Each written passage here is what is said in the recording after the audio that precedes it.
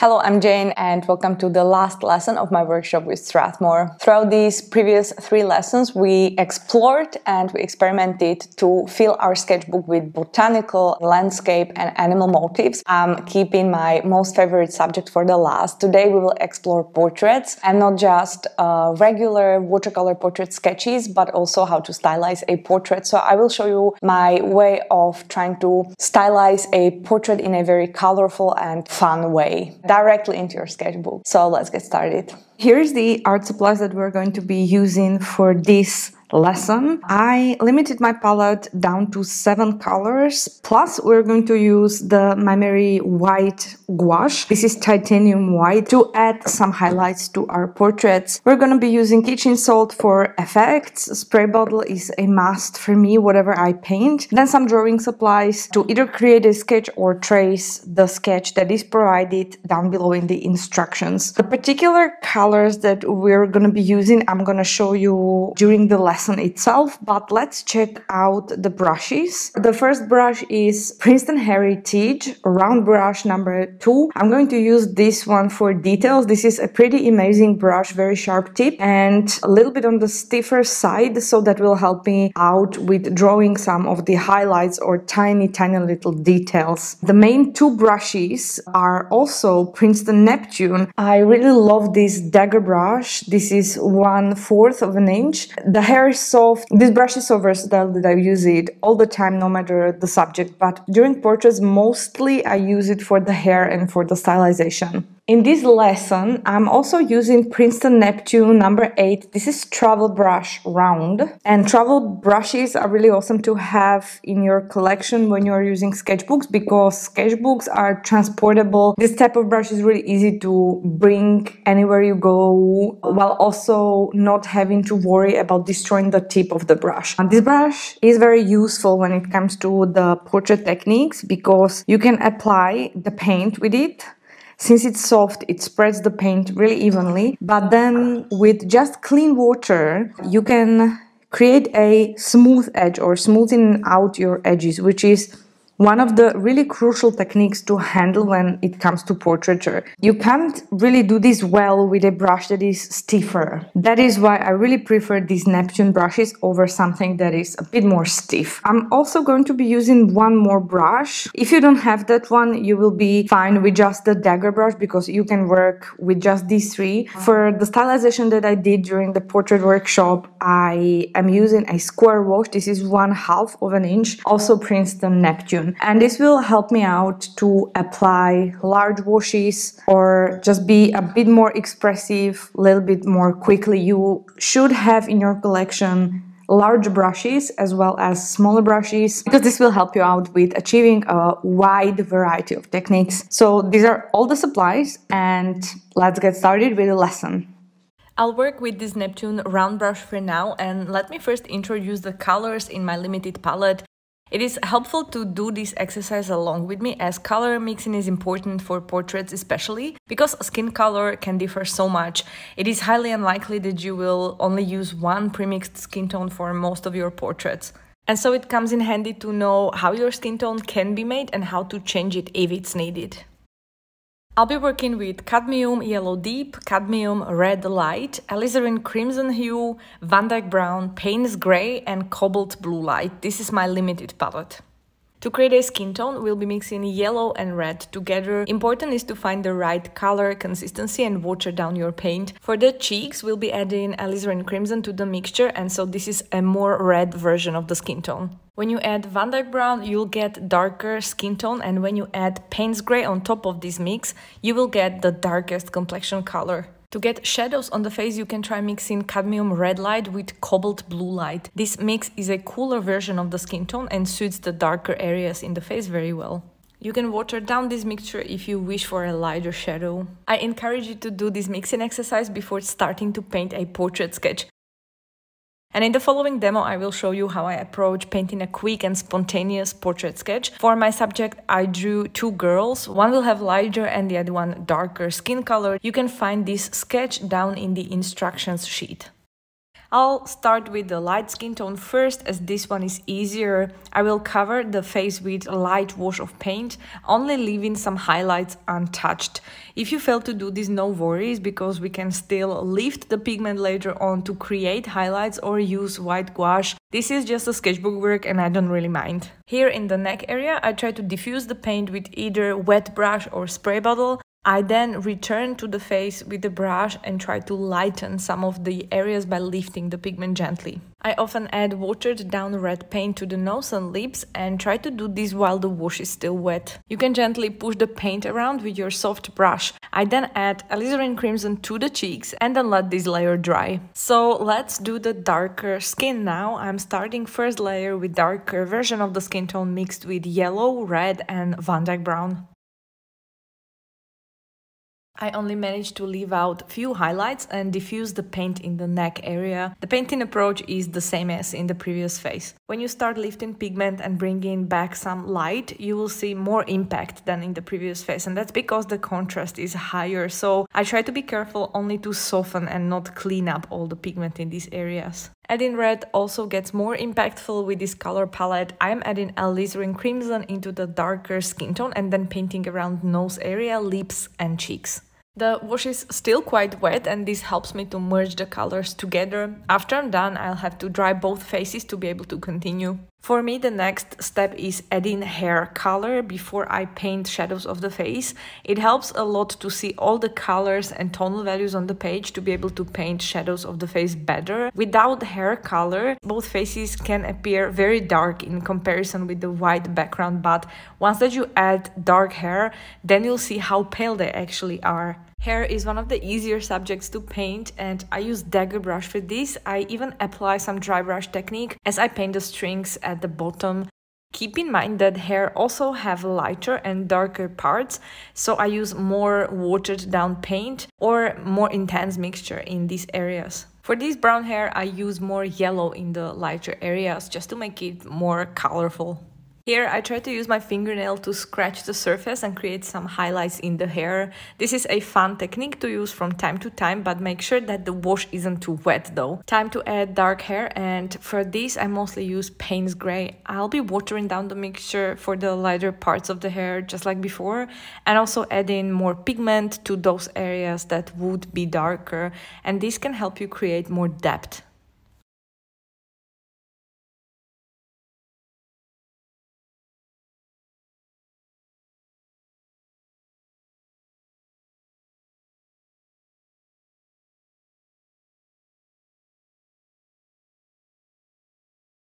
Here in this area that is not so important and should be out of focus, I just draw a few hair strings and then use spray bottle to diffuse the paint. The idea is to keep the faces sharper and in focus, while the hair can be more stylized and only painted as a suggestion and not too descriptive. So you can let this all dry now.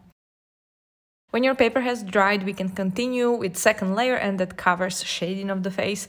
So I'm starting with the mixture of red and cobalt blue. I'm painting in the shadows to some of the areas of the face that would appear darker, and then I have to soften the edges of the painted areas with the soft round brush. I'm now softening the edges of the painted areas to merge them with the previous layer. I was trying to do this with both round and dagger brush, but the round brush was more helpful, so I ended up working with that one.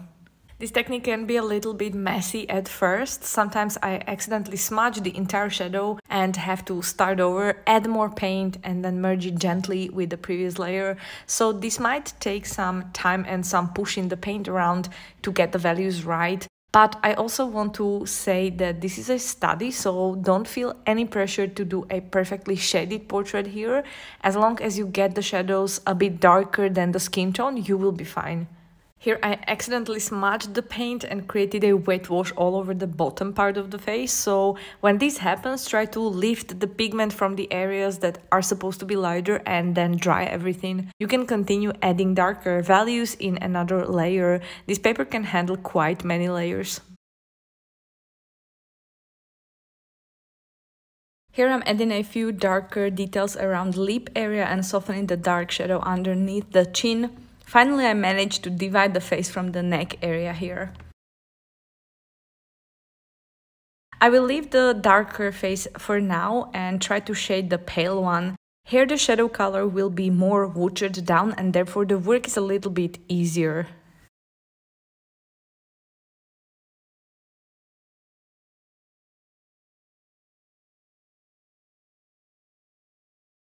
Even on this pale portrait, there are parts that need more contrast, and for this I'll be using a more creamy mixture of the shadow color.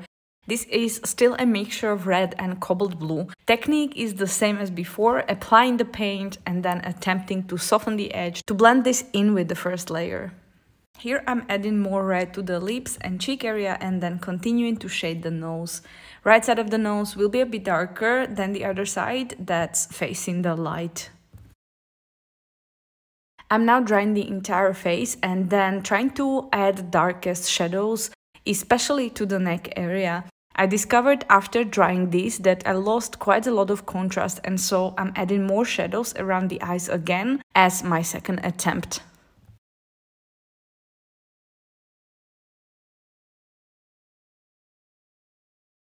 As the face gets more depth and contrast, it is needed to go back to the hair area and add more contrast to the parts that are supposed to be darker. This helps out to balance the entire portrait. Now for the final step, we need to add the darkest and sharpest details. Usually it's the lashes, eyebrows, some areas around the mouth. If you have a tiny round brush, you can use it for this part, but I just decided that this round brush has such a sharp tip that I don't have to switch brushes.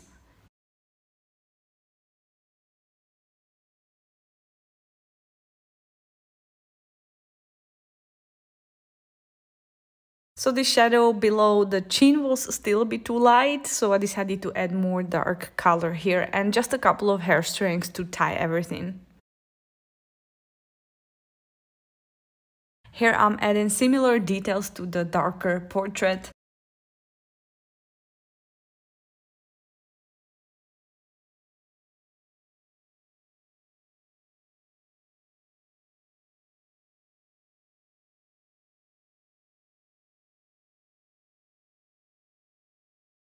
In the end, I try to imitate freckles by splattering some paint on top, and when it all dries, you can remove the tape, and here is the first portrait study.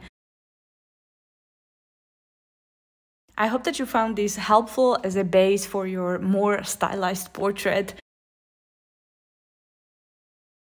In this next demo, we are going to do a simple portrait stylization, and sometimes I like to work on the entire page spread. This is a lot of fun and gives you so much more room to experiment on. Make sure to use masking tape around the entire sketchbook. I do not like when the paint gets in between pages, so I always tape everything together before painting. I'm quickly sketching a simple portrait idea with not too many details, just the position of the head and a general flow of the hair. I used a reference image to get inspired. You can find it down below in the instructions sheet as well as my sketch. But I also modified this initial idea very much as the work progresses. You can get more free with your ideas even if you are using references. You can try to use the images for general features and then use your imagination and watercolor techniques for the rest. I'm sketching with Rembrandt graphite pencil in 2B and cleaning up the sketch with kneaded eraser. My portraits, they take some time to get right, but with a gentle eraser you don't have to worry about destroying the paper texture. When I decide which lines are correct, I then erase the rest and make the final outline a bit bolder. Before painting, I go over the sketch one more time with kneaded eraser, getting rid of all the extra graphite so that it doesn't smudge with water. First step will be to get some skin tone in, and this is pale skin, so you can mix the yellow and red together, creating the base. Make sure that in your first wash you evade some highlights so that the skin can glow. I'm using the dagger brush, but round is also fine. I'm tilting the sketchbook with my left hand to help the watercolor flow towards the bottom. This evens out the first wash. Here around the neck area, I'm diffusing the wash, creating some random splatters as if the skin tone fades into the background. While this wash is still wet, try to add some red to the nose and lips. Adding Alizarin crimson to the cheeks will be a bit more wild, but I love the effect that it has on the face. I added quite a lot of paint here, so I had to smudge and correct. To ears, try adding rather cadmium red than alizarin crimson. These are two types of red, one is cooler and cadmium red is warmer, which better represents the translucency of the ears. Here actually I'm already stylizing and trying to be less controlled, more free, which results in a mess on a page. But I know that we can clean this up later, so I'm counting on the watercolor pools to dry into some nice effects that we can utilize. It is time to add Payne's gray to the hair, and I'm diluting it down a lot, and so the actual hair color will be more transparent and have a purplish undertone. I will now clean the largest pools of water and let this dry so that we can begin with adding wilder colors in the following layer. Now when it's 100% dry, you can grab a large brush and we will paint these red flowers to the page randomly, but also trying to arrange them in a harmonious way around the face. I'm using a square wash Neptune brush as this flat shape helps me to create flower shape quite quickly. Here I'm diffusing the paint with spray bottle a little bit, and I'll be adding yellow to the bottom of a couple of flowers to refresh and change this red slightly. Here I'm mixing green from yellow and cobalt blue, but I wasn't quite happy with the particular shade, so I decided to add my favorite green-yellow MaimeriBlu paint to this color palette. This new bright yellow-green made these red flowers really pop. I added the greens in between the red flowers into the wet wash, but I made sure that I didn't cover all of the white areas. I left out some white spaces in between so that this wash can breathe a little bit. This part of the process is a lot about the experimentation, trial and error. There's no correct way to do this. I just try to observe how watercolor behaves in a wet wash and then utilize those effects in the stylization. For example, one rule is to avoid wetting the face area because I do not want the blooms to happen there. Another tip is to lay colors next to each other and do not mix them on the page because red and green mixed together, they create a muddy gray, so we do not want that. Now I want to carefully add more intense Payne's gray for those parts of the hair that will be darker and will frame the face. Here it really helps that the neck area is dry, otherwise the dark paint will bleed inside. With the dagger brush I paint a few hair strings.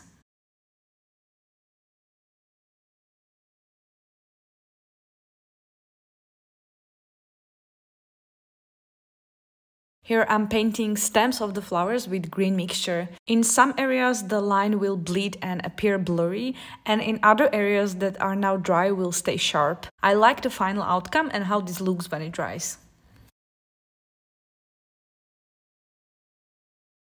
Here I'm adding more splatters with different colors, reds and greens. Larger splatters with more intense color create nice balancing element once they dry, so I try to include them as well. In between the flower stems, I draw dark hair strings, wet in wet. This will look like the flowers are in front of the hair. I'm then adding table salt to the watery paint and keep on balancing the wash with reds, greens and Payne's gray until I'm satisfied.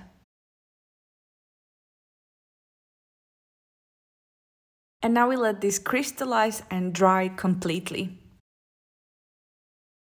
We can now create the shading mixture of cadmium red and cobalt blue. In this next step, I want to shade the face and give it some volume.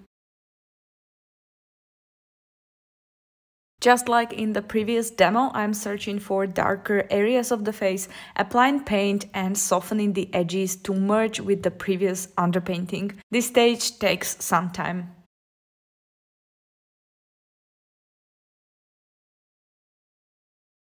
The shadow around the nose is a bit more tricky. Here I'm paying more attention to the reference photo again and trying to find where the shadows are the darkest. Softening in this area takes some maneuvering with your soft brush.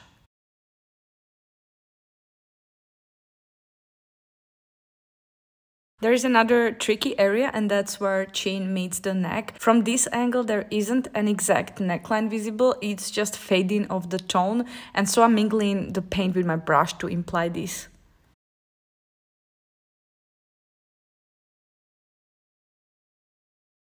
Here I'm trying to add more tone to the area around eyes and eyebrows as the previous layer faded a bit. Drawing the face and applying reds to the areas around eyes and lips, I'm basically trying to give the face more depth in this layer, enhancing the shadows on the neck and the cheeks. You will have to spend some time trying to find the right balance here. When you feel like there isn't enough contrast in your portrait, just dry everything and add another layer.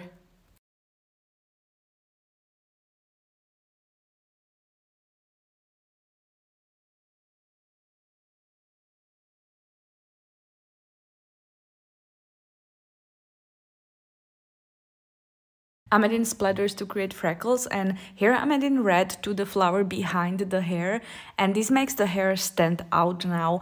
I just love this negative painting effect, so how about we make use of it some more? For example, here we have two options. Either we can paint the hair dark, or we can add darkness behind the hair and in between the flower stems. So I chose the latter option, and I'm enjoying the impact that it brings to the painting. I decided to continue with this trend and kept on cutting out light green stems of the flowers with dark background. You don't have to be afraid to use spray bottle again to diffuse the background area a little bit. Just make sure that it doesn't diffuse the edges that you want to keep sharp. I had one accident in the neck area there, but I decided to keep it, and in the end it looked quite balanced even with this dark bleed.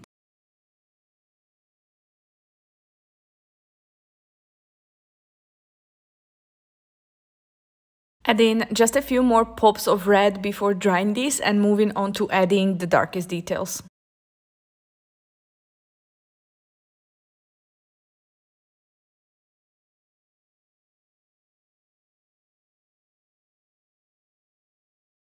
So lastly, I'm drawing the dark parts of the eyebrows, lashes, nostrils, and a few areas around lips.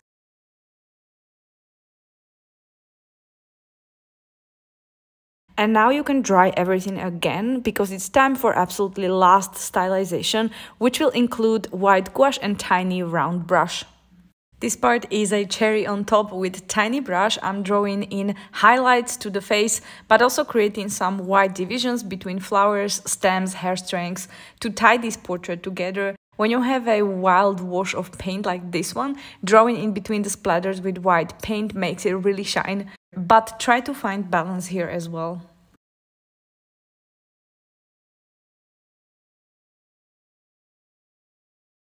Now we can remove the tape from all around the sketchbook and enjoy the look of our newly stylized portrait painting.